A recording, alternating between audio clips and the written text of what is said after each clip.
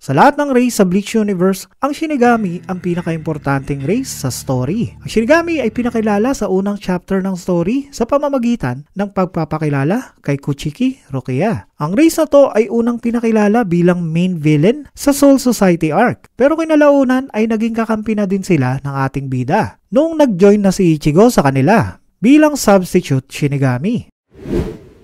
Ang main reason kung bakit ginawa ni Kubo ang Bleach ay dahil gusto niyang gumawa ng story tungkol sa Shinigami na nakasuot ng black suit. Dinrawing niya ang unang character concept niya na si Rokiya na mayroong hawak na scythe. Originally, ang pamagat sana ng series na to ay Scythe. Dahil baril ang weapon ng karamihan ng mga Shinigami characters na gagawin sana ni Kubo. Pero dumating ang panahon na nagbago ang isip niya. Nagdesisyon siya na pagsuotin ng black and white kimono ang mga characters niya. Dahil mas maganda ang appearance ito. Kasabay nito, imbis na baril ang weapons ng mga characters, ay ginawa niya tong swords. Dahil katana ang mas bagay na weapon sa mga soldiers na nakasuot ng kimono. Sa pagkakataong ito, ang title ng series niya ay gagawin niya sanang black, para i-represent ang kulay itim na kimono na suot ng mga Shinigami. Pero inisip ni Kubo na masyadong simple ang title na black. At dahil dito ay hindi niya na din ginamit ang second choice title niya sana na white. Bandang huli ay nagdesisyon si Kubo na gamitin ang title na Bleach. Dahil na-capture nito ang concept na binabago ng Bleach ang kulay ng black to white. Base dito ay nalaman natin kung gaano ka-importante sa story ang Shinigami. Ang kagustuhan ni Kubo na ma-reference niya ang black and white sa title ng kanyang series na kinakailangan niya pang dumaan sa tatlong choices ay malinaw na ang magiging story ng series ay deeply concerned sa pag-explore ng walang linaw na moral. Nakita natin to noong pinatay ni Captain Mayuri ang libo-libong citizen ng Rokongai para maibalik niya ang balance of souls nung pumatay ng maraming Hollows ang mga Quincy. Pagkatapos ito ay sinisipa ni Mayuri ang kasalanan kay Genryusai dahil hindi napatay ni Genryusai si Yohaba 1,000 years ago. Marami pang example ng mga questionabling desisyon na ginawa ang mga Shinigami para sa greater good at balance of souls. Ang Shinigami ay madalas na na-associate sa kulay white dahil ito ang nag-evoke ng sense of light. Pero sa Bleach, ang mga characters ni Kubo na Shinigami ay nakasuot ng kulay itim na kimono.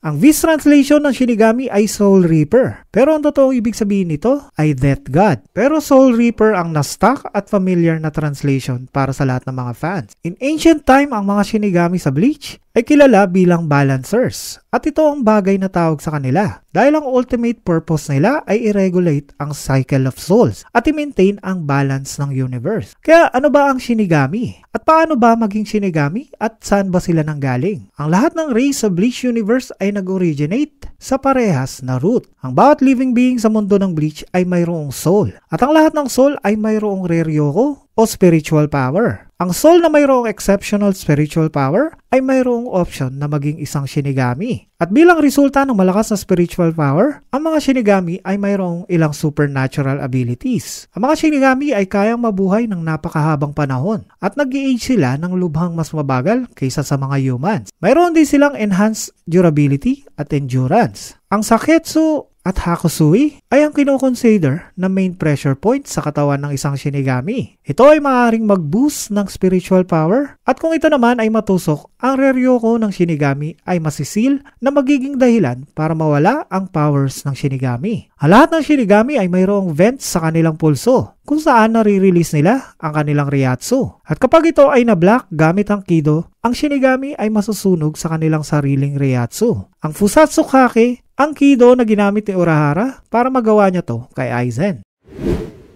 Ang Shinigami ay madaling makilala sa kanilang suot na damit. Ang Shihakusho ang standard uniform na ginagamit ng lahat ng Shinigami sa Gotei 13 pati na din ang mga Royal Guards. Ito ay inimbento at ginawa ni Senjumaru. At dahil sa achievement na to ay napromote siya na maging Royal Guard ng Soul King. Ang Shihakusho ay hindi lang normal na kasuotan dahil ito ay nakasync sa Reryoko na nagsusuot nito na Shinigami. Ito ay nagiging kulay puti at nagbabago ng bahagya ang itsura kapag ang Shinigami na nagsusuot nito ay nawala ang Reryoko. Katulad na nangyari kay Rokiya nung tinransfer niya ang power niya kay Ichigo. Ang Shihakusho ay nagre-regenerate din kapag ito ay na-damage. At maaari din itong gamitin bilang sukatan ng Reryoko nang nagsusuot nito. Nakita natin to noong si Ichigo at si Unohana ay nasa Garganta. Dito ay nakonek ni Unohana ang estado ng Shihakusho ni Ichigo sa natitirang Reryoko nito.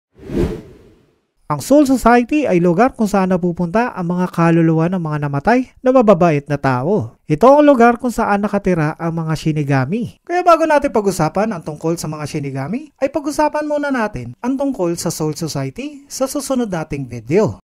Kung bago kayo dito sa aming channel, please hit the subscribe button para mabalikan ninyo ang aming mga videos.